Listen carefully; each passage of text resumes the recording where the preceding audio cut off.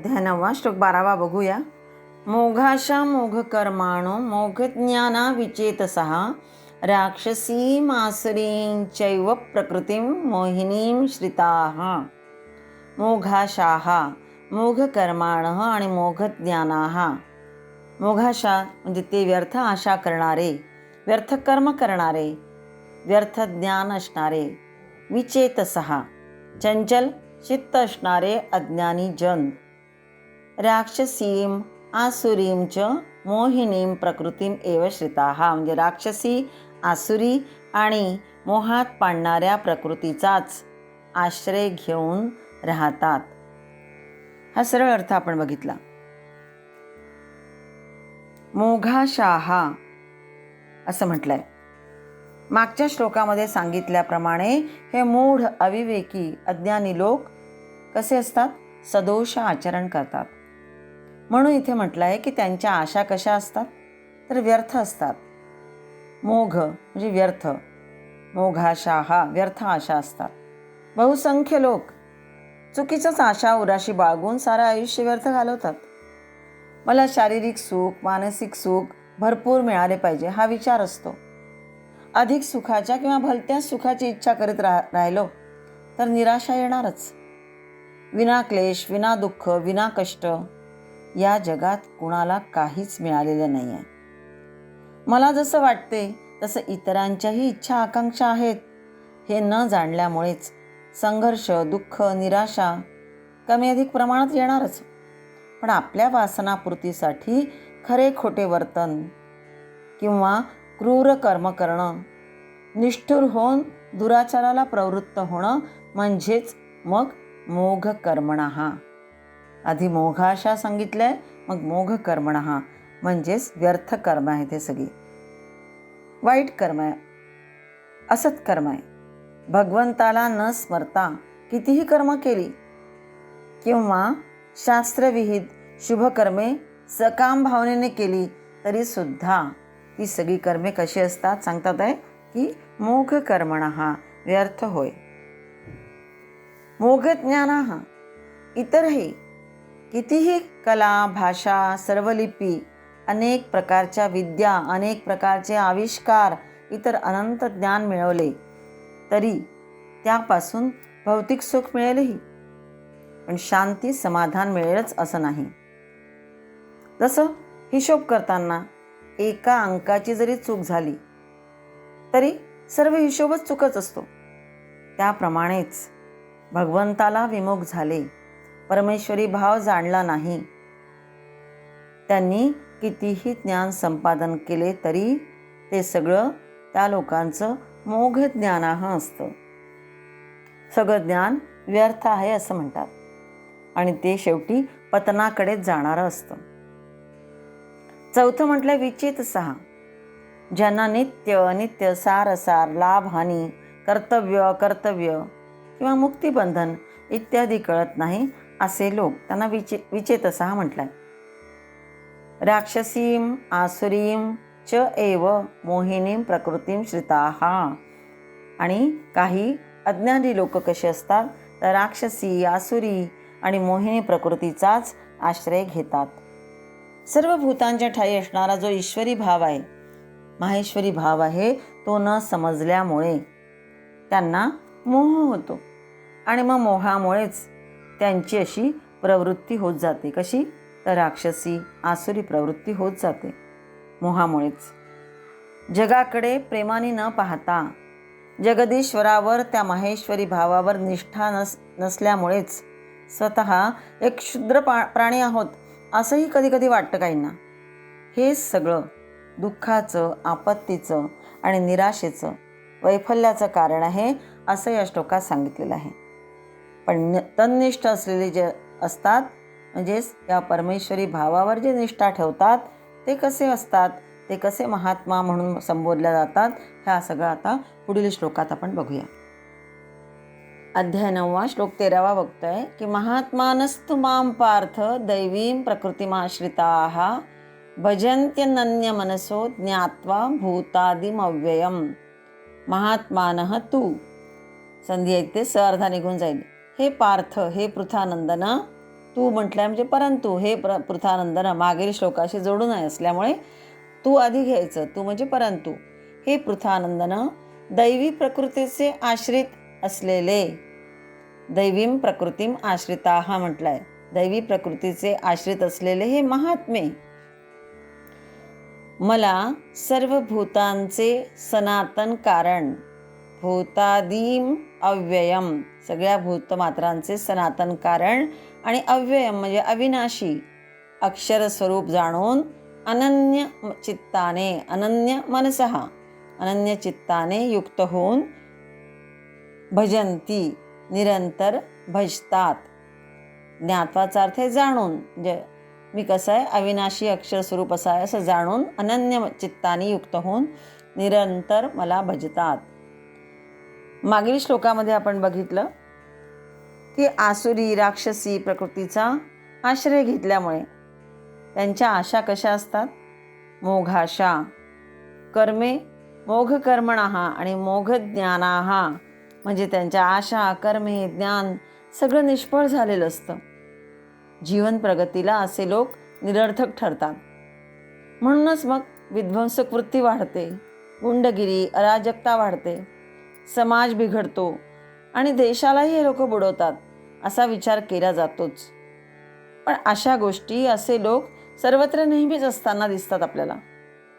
नवीन पिढी बिघडते आहे हाही बोल लावला जातोच. हा नव्या जुन्याचा संघर्ष किंवा नव्या नव्यांचा संघर्ष, स्त्री पुरुषांमधील संघर्ष, स्त्रिया स्त्रियांमधील संघर्ष असो किंवा राष्ट्रातील असो, धर्माधर्मातील असो, संप्रदायातील मतभेद असो, अधिकारासाठी, हक्कासाठी, लोभामुळे, न्यायनीतीची चाड नसल्यामुळे, हे अशा प्रकारचे व्यभिचारी वृत्तीमुळे कुठे ना कुठे हा संघर्ष आपल्याला तीव्र रूप धारण करतो. कुठे कमी असतो, कुठे जास्त असतो. मुळात विचार आणि विकारांच्या कमीमुळे, वेगवेगळ्या वासनांच्या परंपरेतून ह्या अशा निर्लज्ज प्रवृत्ती, अत्याचारी वृत्ती किंवा दहशतीने हे सगळे लोक इतरांना वेठीला धरतात. हे कशामुळे? स्वार्थांधानीमुळे. यांचं जीवन कसं असतं, दूषित करणारं असतं. सर्वत्र समाजाला, राष्ट्राला हे अशी लोक दूषित करतात. आणि मग वैफल्य, निराशा, दुःख, शोक, क्लेश त्यांना आणि त्यांच्यामुळे इतरांनाही भोगावे लागतातच. त्यांना असं वाटतं की आपण जे करतो हे योग्य आहे, आपण यांच्या फार सुखी आहे. पण नाही, अंती त्यांनासुद्धा वैफल्य, निराशा, दुःख येतच आणि त्यांच्यामुळे ते इतरांनाही ते सगळं भोगावं लागतं. पण त्याला एवढं महत्त्व देण्याचे किंवा भिण्याचं कारण नाही. यावरून जग बिघडले किंवा बिघडत आहे असाही अर्थ काढणं बरोबर नाही आहे. कारण अशा प्रकारचे लोक असतातच थोड्याफार प्रमाणात. जीवनाला प्रगती पोषक होणारी जी शाश्वत मूल्ये आहेत ती लक्षात घेऊन त्यावर आपलं चारित्र्य आधारण्याची जबाबदारी सर्वांचीच असते. आणि असेच दैवी प्रकृतीचे आश्रय केलेले महात्मे हे सुद्धा असे चांगले लोक असतातच समाजात, राष्ट्रामध्ये. या मानवी देहाचा आश्रय केलेल्या ईश्वराला हे दैवी प्रकृतीचा आश्रय असलेले महात्मे यथावत जाणतात.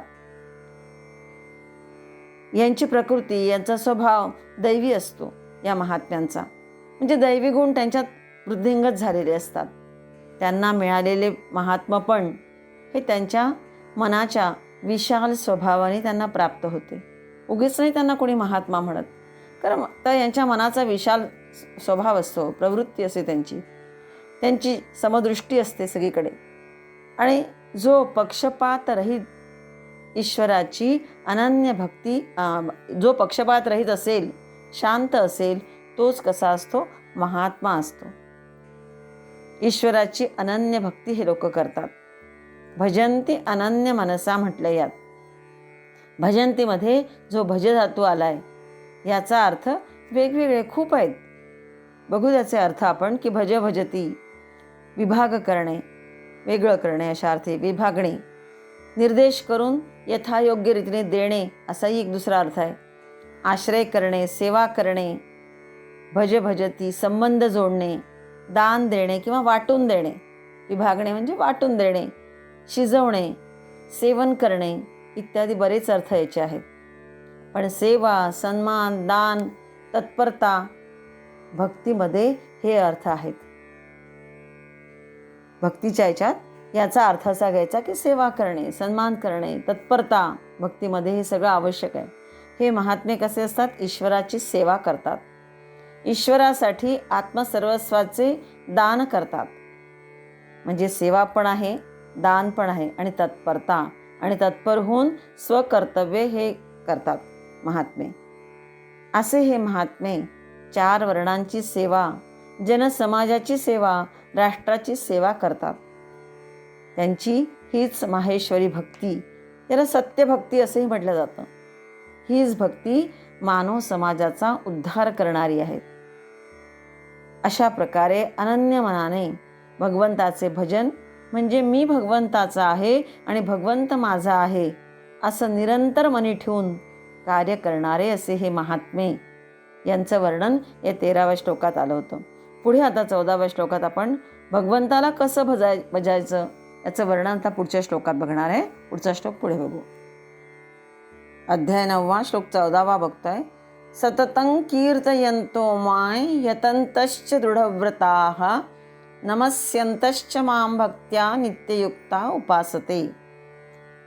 नित्य निरंतर माझ्यात लागलेली ही माणसे महात्मे दृढव्रती होऊन सततं कीर्तयन्तः मां माझेच नामगुण यांचं कीर्तन करणारे, यतन्तः च म्हणजे प्रयत्न करणारे असे हे महात्मे, आणि मला प्रणाम करणारे, नमस्यन्तः च संधी आहे तिथे, मलाच नेहमी वंदन करणारे, प्रणाम करणारे असे हे नेहमी माझ्यात नित्ययुक्ता मग्न होऊन अनन्य प्रेमाने माझी उपासना करतात. उपासते म्हटलंय.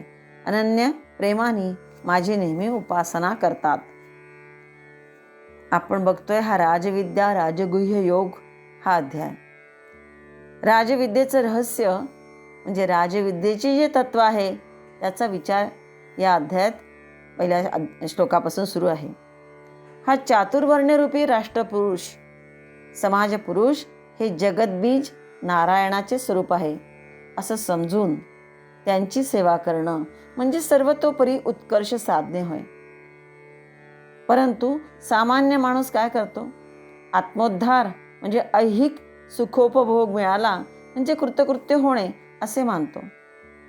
या पृथ्वीवर जेवढे म्हणून काही दृश्य होते तेवढाच जीवनाचा भाग आहे असे तो मानतो. म्हणजे स्थूलाकडे सामान्यांची दृष्टी असते, पण स्थूल सृष्टीच्या मागे सूक्ष्मतर सृष्टीची प्रेरणा हे आहे हे जाणीत नाहीत.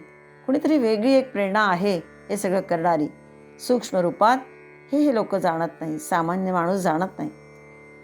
खरं तर आपलं जसं स्थूल शरीर दृश्य आहे, पण त्याच्या आत असणारी मन बुद्धी हे कसं आहे? सूक्ष्म आहे, अदृश्य आहे हे माहिती आहे आपल्याला. मनबुद्धीच्या प्रेरणेनेच हा स्थूल जड शरीराला कार्यप्रवणता येते ही जाणतो आपण. दिसत नसेल तरी प्रत्यक्षानुभूती होतेच. मग तसेच या स्थूल सृष्टीवर सूक्ष्म सृष्टीचा अधिकार चालतो हे उघड आहे. अशा या महान शक्तीलाच परमेश शक्ती असं म्हणतात. यालाच भगवंत म्हणतात. या अंतिम सामर्थ्याचा, या एकमेव सत्याचा, या विश्वव्यापक भगवंताचा आश्रय केल्याविना, त्या भगवंताचा एकनिष्ठ भक्त बनल्याशिवाय मनुष्याला आपल्या जीवनाची यथार्थतेने प्रगती करून घेणे कधीच शक्य होणार नाही. म्हणून माझी उपासना करणारे कसे असतात तर भगवंत सांगतात इथे की सततम कीर्तयन्तः असं म्हटलंय. हे ज्ञानी भक्त कसे प्रेमाने सतत भगवन नामाचेच संकीर्तन करत असतात. नंतर म्हटलं यतन्तः च दृढव्रताः, आणि ईश्वर भक्तीसाठी आस्तिक्य भाव असण्याची नितांत गरज असते. प्रयत्नपूर्वक दृढव्रती होऊन हे संकीर्तन करत असतात. चराचरामध्ये, स्थूल सूक्ष्मामध्ये, सर्व भूतमात्रामध्ये तोच नटला आहे असा जो दृढभाव ठेवत या निश्चयापासून जे कधीही ढळत नाहीत, भगवत प्राप्तीचा त्यामुळे प्रयत्न सतत करत असतात. नमस्यंतः च, हे महात्मे असं समजतात की जे काही मिळाले, जे सद्गुण सदाचारी वृत्ती माझ्यामध्ये निर्माण झाली, ती केवळ आणि केवळ प्रभू कृपेने. म्हणून पुन्हा पुन्हा प्रभूला नमन करत असतात, त्या परमात्म्याला नमन करत असतात. हे महात्मे सज्जनांचा आदर करतात. बुभुक्षितांना देण्याची वृत्ती असते यांच्यामध्ये, आणि दुष्टांना शस्त्राने यथोचित शिक्षाही देतात. अशी ही निरंतर उपासना करतात. संकीर्तन श्रद्धापूर्वक प्रयत्न कमी न ठेवता सतत उपासना करतात. नित्ययुक्ता उपासते म्हणताय ते यासाठीच. जे काही देणं आहे, खाणं आहे, पिणं आहे, कार्य करणं आहे इत्यादी क्रिया भगवत प्रित्यर्थ समजूनच करतात. केवळ भगवंत प्रसन्न होईल यासाठी सगळ्या क्रिया यांच्या असतात. कायेन वाचा मनसेंद्रिये वा बुद्ध्यात्मना वा प्रकृती स्वभावात करोमि यद्यत् सकलं परस्मै नारायणायति समर्पयामी. या भावनेने त्यांचं कार्य चालू असतं. काया वाचा मनानी, इंद्रियांनी, बुद्धीनी, अशा प्रकारे जे जे मी करीन ते सगळं नारायणासाठी समर्पित करीन, नारायण मनी ठेवून करीन, हा भाव असतो. असे हे अनित्य संसाराशी विन्मुख परंतु नित्यतत्वाकडे वाटचाल करणारे साधक असतात. त्यातील भक्तियुक्त साधकांचं वर्णन बघितलं आता ते पुढच्या श्लोकात आपण बघू. संचारः पदयोः प्रदक्षिणाविधी स्तोत्राणि सर्वागिरो यद्यत् कर्म करोमि तत् अखिलं शंभो तवाराधनम. माझं चालणं फिरणं, संचारः पदयोः म्हणजे माझे चालणे फिरणे, प्रदक्षिणाविधी आपली प्रदक्षिणा आहे, आणि संपूर्ण शब्द आपले स्तोत्र आहेत.